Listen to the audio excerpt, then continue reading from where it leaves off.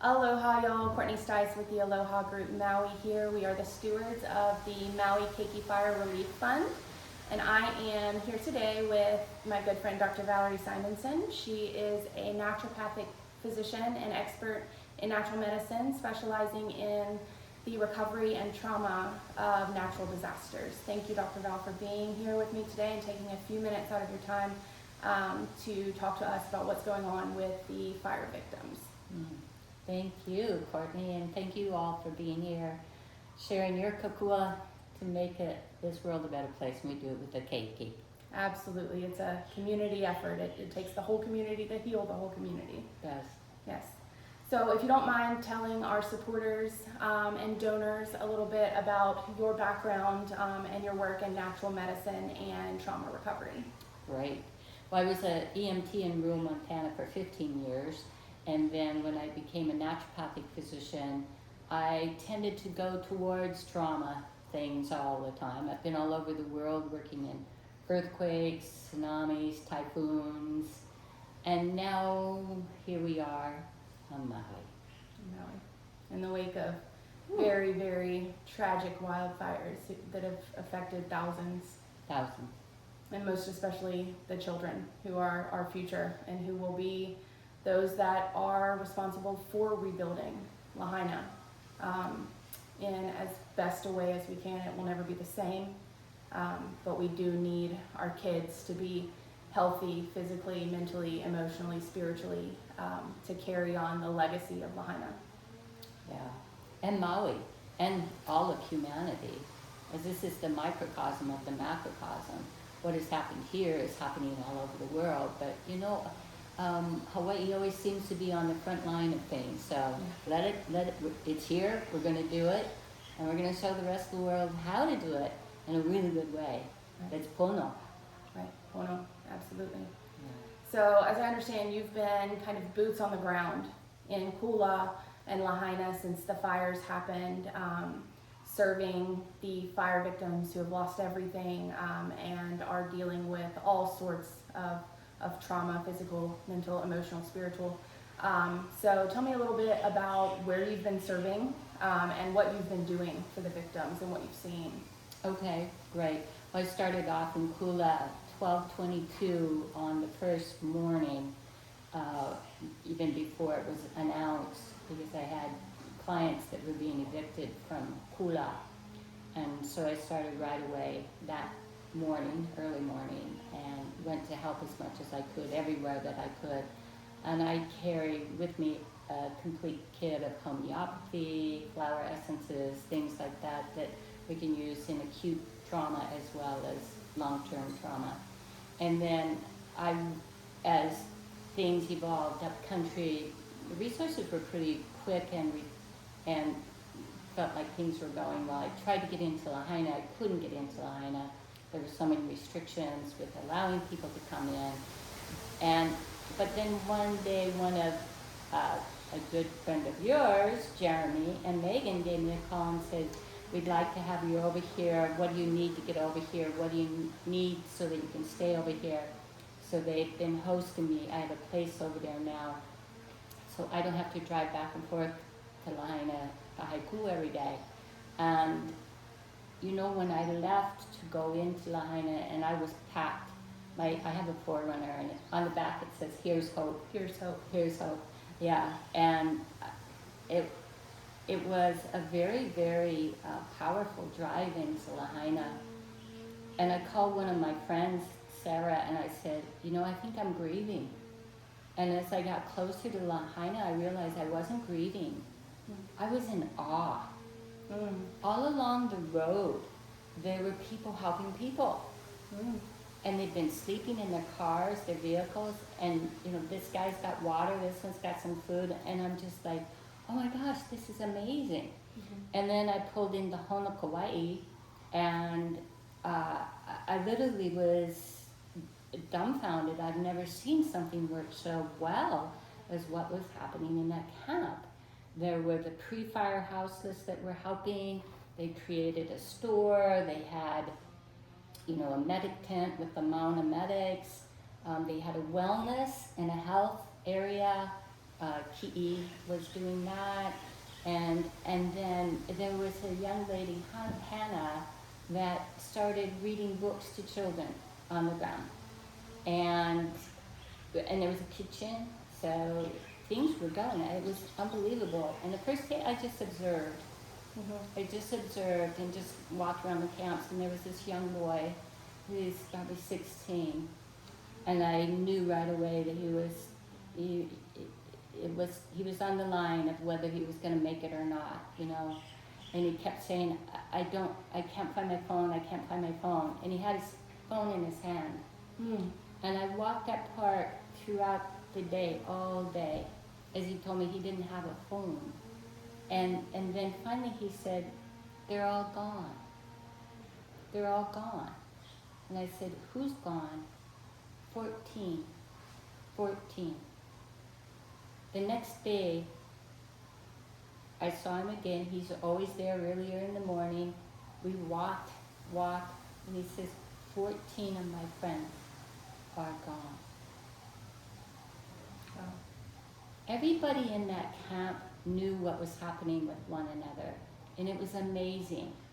And we all watched out for one another. Like this young boy, he was really never alone. There was always somebody right there with him, kind of shadowing him, right?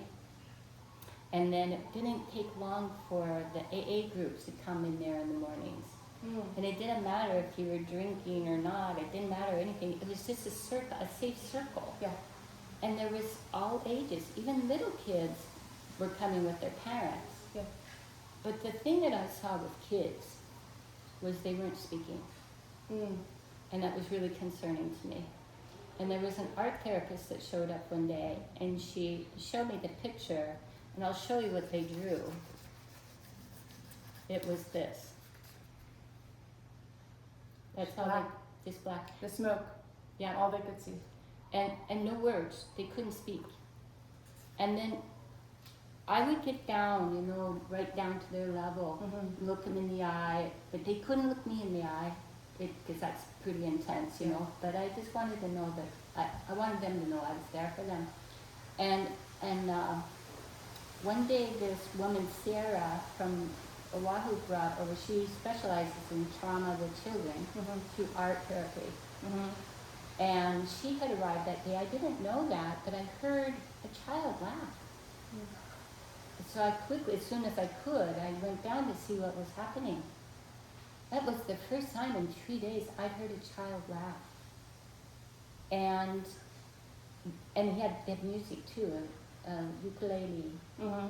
And then when I went back to my side of the camp, there, the park, the laughter got louder and louder. And then pretty soon what we saw was this was coming in. A whole bunch of red. The anger. Right? And then pretty soon the yellow was taking over. And yellow is the color of hope. And all of these therapists, art therapists, retired art therapists, retired teachers were coming, just sitting on the ground with these kids, drawing, painting, face painting. They brought in, I sent out a thing one day on Facebook. I said, bring in the clowns. Bring in the clowns. We need some laughter. We need something to get us outside of what we are. And that day, the clowns showed up. And there was a lady that was a Disney character. And the kids just laughed and played. And it was so healing. And you saw that video that Hannah and that other lady, I'm sorry, I can't remember her name right now. They said it was a place where kids could be kids. And I personally spent as much time as I could in that area of the camp because I felt safe there. It was someplace that was taking care of my inner child that was being reactivated, because that's really what a lot of this is about, is our own personal healing through this extremely difficult time.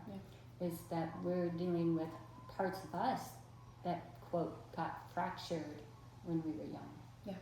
Absolutely. Yeah, it's all about the children, and even the children in each one of us, we all need healing at some level. As you know, we started this fundraiser, the Maui Keiki Fire Relief Fund. It was kind of at the prompting of my wife, who's a police officer, and she said, these people are going to need financial help long term. All the supplies right now are great. They're having their immediate needs met, and the temporary housing, those needs are being met, but these people are going to need help long term. And that's kind of where the idea started. And then we kind of brainstormed amongst the Aloha group and came up with this fund to help distribute money on a monthly basis to families with school-age children who are going to need continuing support throughout the end of this school year, and honestly probably for years to come, especially when it comes to their mental and emotional and spiritual recovery. A lot of their physical needs are being met right now, but there is a whole nother facet, as you saw, that's going to have to be rekindled. That joy is going to have to be rekindled, and it can't be until they process this huge amount of acute trauma that they just went through. So that is one of the main goals of this fund, is to not only get their normal routines back in sync, by getting them the supplies they need and the belongings they need to return to school and have some level of normalcy and schedule. But beyond that, these needs are going to be ongoing. They have nothing left. And they're going to need the support of their teachers and their community and their families, but also help. Many of them, most of them, I would think, are going to need support from people like you, from people who are experienced in trauma and helping people to unpack that and heal it. And that's not going to come cheap. A lot of these people were underinsured or uninsured before this happened, and those who were insured, a lot of them, the parents have lost jobs. They don't have insurance left. They're not insured. Who's going to pay for this therapy? You guys have been out there working tirelessly without charge to provide art therapy, music therapy, talk therapy, natural medicine remedies, all of these things to these fire victims. But that can't go on forever. You guys have to live as well. You need to feed yourselves and clothe yourselves and have a roof over your head. And as most of our supporters and donors know, that's not cheap on Maui. You have to be able to pay your own bills. So as great as it would be to just have no financial responsibility and just serve these people free of charge, as idyllic as that would be, we can't continue to do that. So one of the other main goals of our fund is to provide families with whatever resources they need to seek out the mental health support for these kids, and to restore a sense of normalcy and safety within their family and within their lives. They get a certain amount of that just from our community coming together and saying, you're safe and you're here and we're here for you. But they're going to need one-on-one support with someone who is experienced and professional in that line of work. So I wanted to give our supporters just some sort of general idea. I know it varies case by case, but what might it cost to provide an hour a week to a child? What does that look like if they're uninsured or their insurance doesn't provide access to a wide array of mental health care? What does that look like for a family?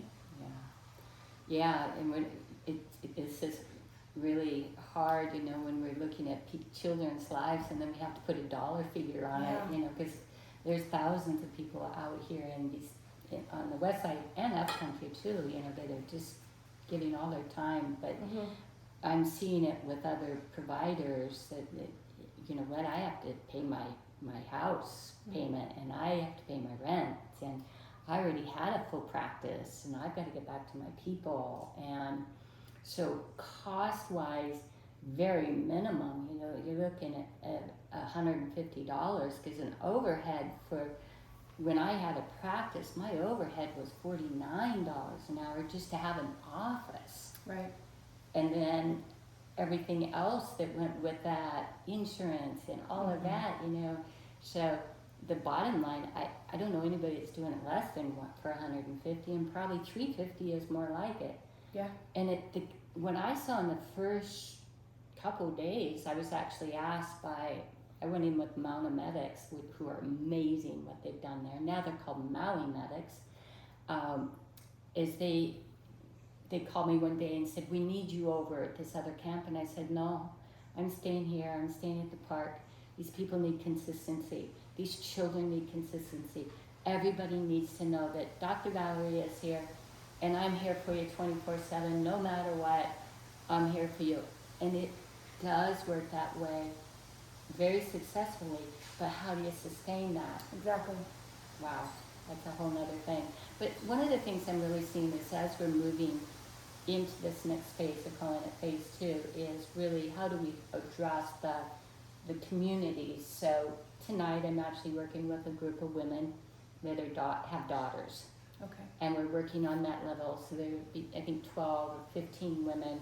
And then we will work that way to reach to the children, which next week will be the mothers and the daughters. I see. And that's going to be much more affordable. But is it sustainable? We'll see. Yeah. Because it takes a lot of money to do all of this. Absolutely. Just insurance alone. Yes. Yeah. Insurance is extremely expensive. Yeah. And yeah, it's going to be an ongoing cost, and I'm sure there will be government resources to help with that sort of thing on some level. I'm not sure what that's going to look like.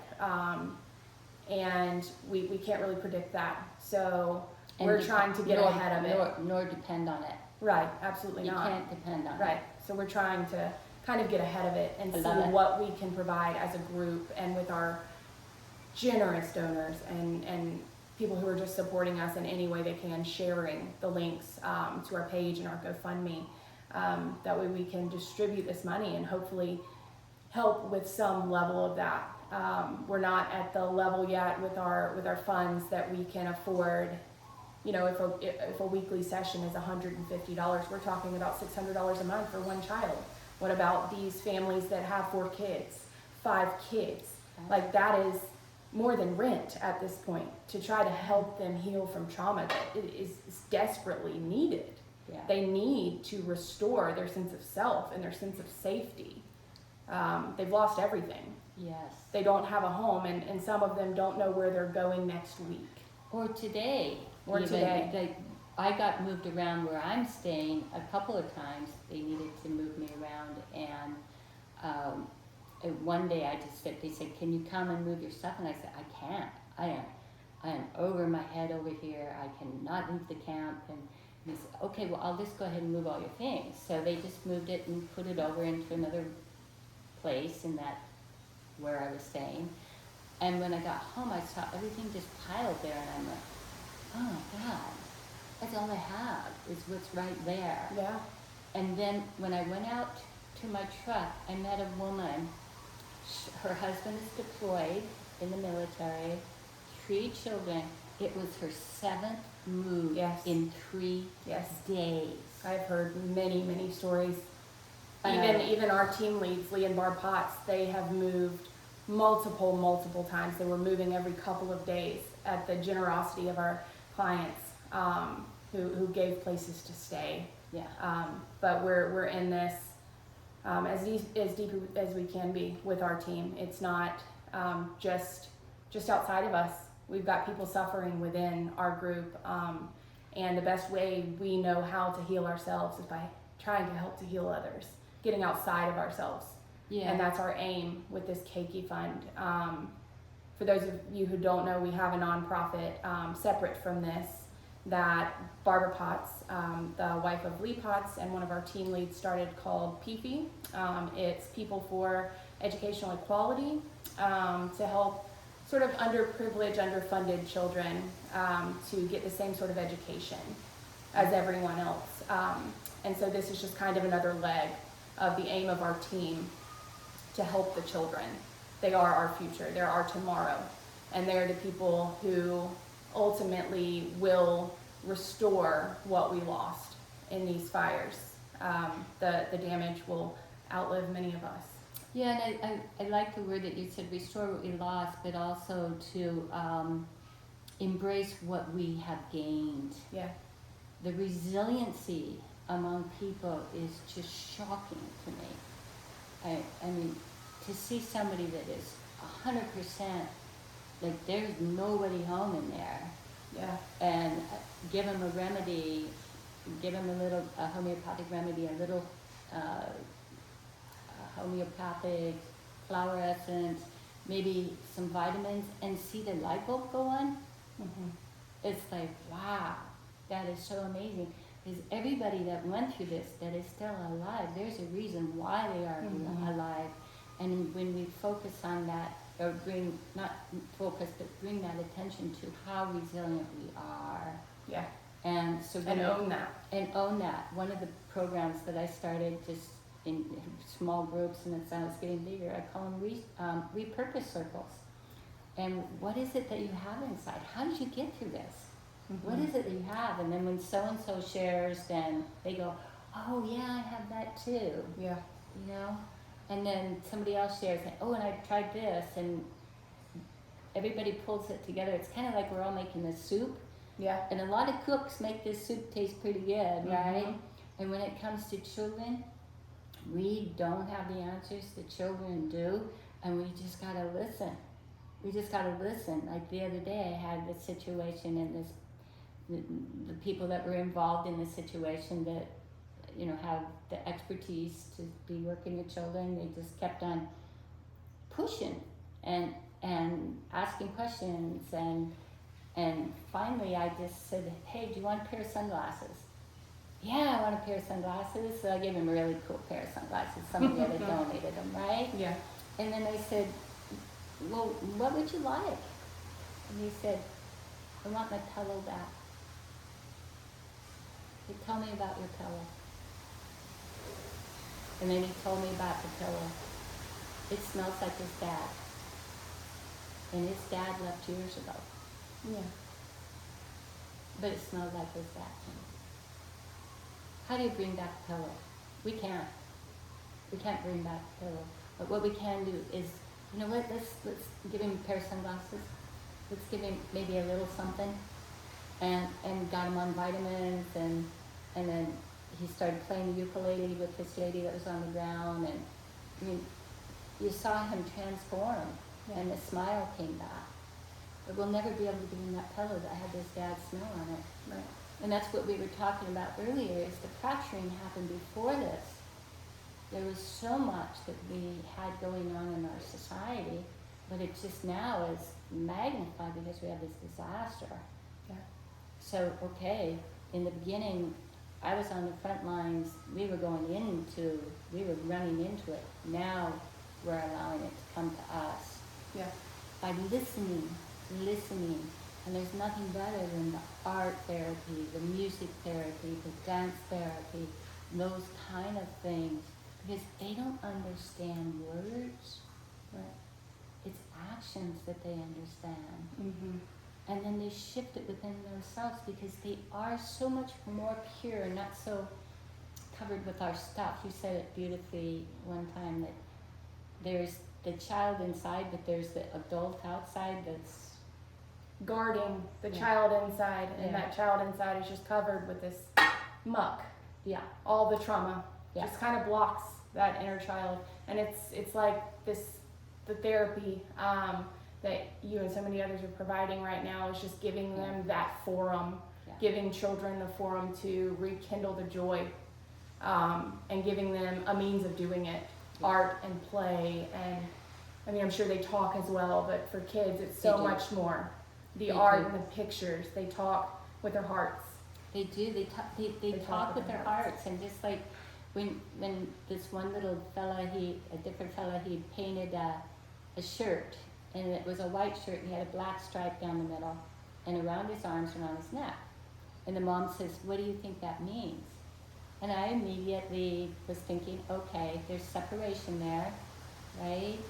And the other brother had painted the same thing on his shirt, but there was more color. There was green, black in the middle, and then blue. Mm-hmm. And it was on the front of the shirt. So I was about ready to say what I thought, and the little guy came over and he said, "No, this is from a cartoon.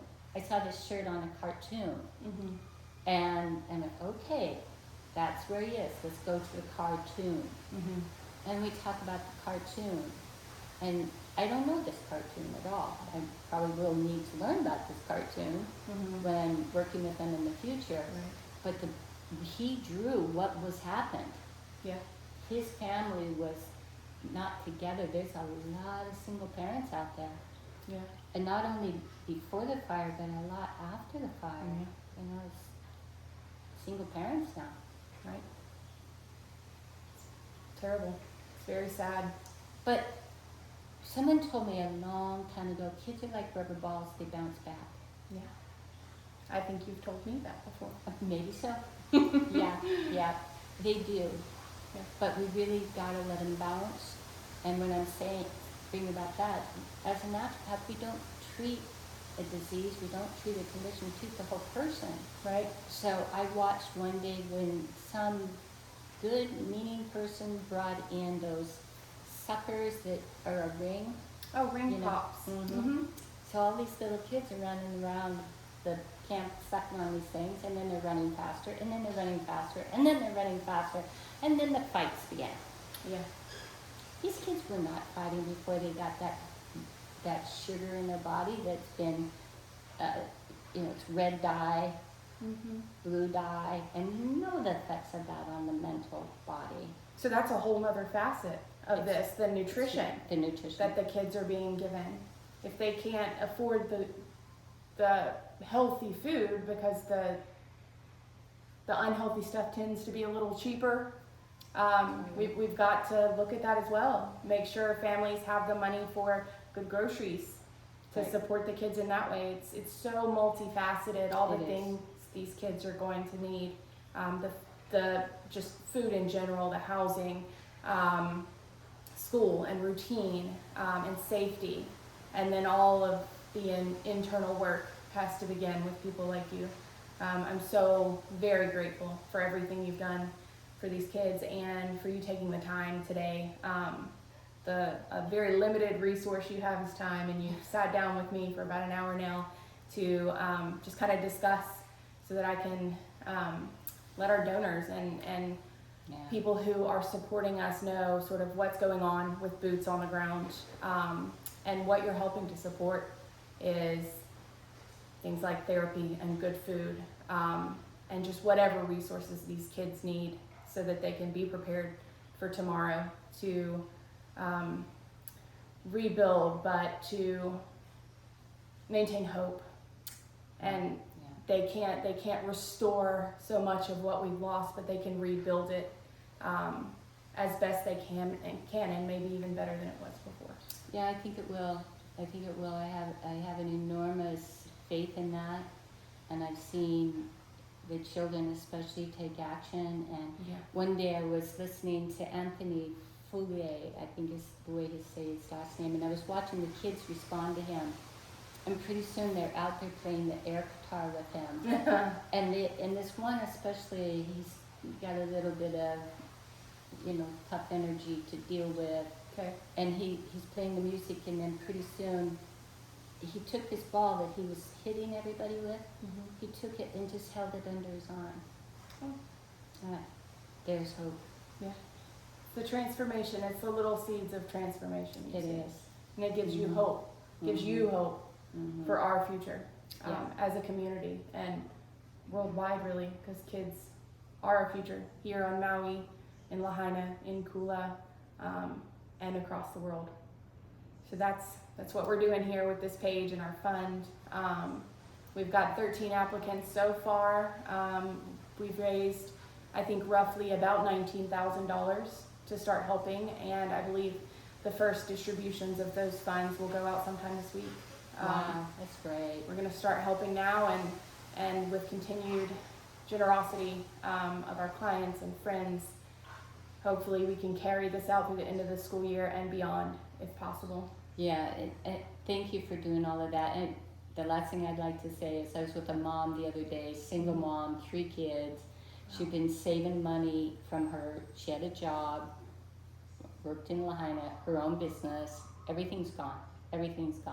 including the shoebox or whatever she would put her extra money into to take her children back to her homeland, to another country. Everything is gone. She had to have had $10,000 put there in order to take her and her family. And it's like, I don't get to do that now. Yeah, you can. Somehow it's going to happen. Yeah. But your donations, helping these people, help the children, this is the way to do it. We have to do it. This is boots on the ground here. Yeah. Right? It's boots on the ground. Yeah. That's what you ladies are doing. That's what you people are doing, and gentlemen too, I'm assuming. Yes. And we make a difference. Yeah. It's just banding together. Yeah. Trying to help the least of these, as they put it, the most vulnerable in our society. Yeah. Thank you. Well, thank you again for taking the time to talk to me a bit and to share with our Facebook page and all of our friends and family members and supporters. Thank you. Aloha. I'm on your team. Aloha.